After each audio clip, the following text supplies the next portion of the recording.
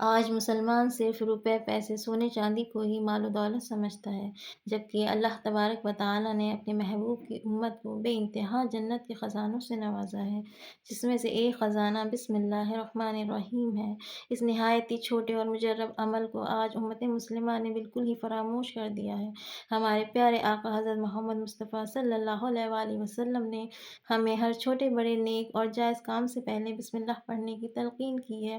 حضرت علی شیر خدا ارشاد فرماتے ہیں کہ پورے قرآن کا خلاصہ سورہ فاتحہ میں ہے، پوری سورہ فاتحہ کا خلاصہ بسم اللہ الرحمن الرحیم میں ہے، پوری بسم اللہ کا خلاصہ اس کے بے میں ہے، اور بے کے نیچے جو نقطہ ہے وہ میں ہوں۔ اللہ اکبر!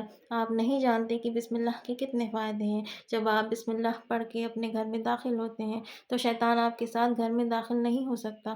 جب آپ بسم اللہ پڑھ کے کھانا کھاتے ہیں تو وہ آپ کے ساتھ کھانا نہیں کھا سکتا۔ جب آپ بسم اللہ پڑھ کے گھر میں روپے پیسے رکھ کے تالا لگاتے ہیں تو اس میں شیطان وہ تالا نہیں کھول سکتا۔ جب آپ بسم اللہ پڑھ کے کپڑے بدلتے ہیں تو شیطان آپ کو برہنہ نہیں دیکھ سکتا۔ یہاں تک کہ بسم اللہ پڑھنے والے شخص کے لیے پڑھتے پڑھتے ایک ایسا مقام بھی آ جاتا ہے کہ اگر وہ بسم اللہ پڑھ کے زہر بھی کھا لے تو اللہ اکبر، اللہ اس کی حفاظت فرماتا ہے، وہ زہر بھی اس پہ اثر نہیں کرے گا، مگر ہاں یقین کے ساتھ پڑھنے والے کے لیے۔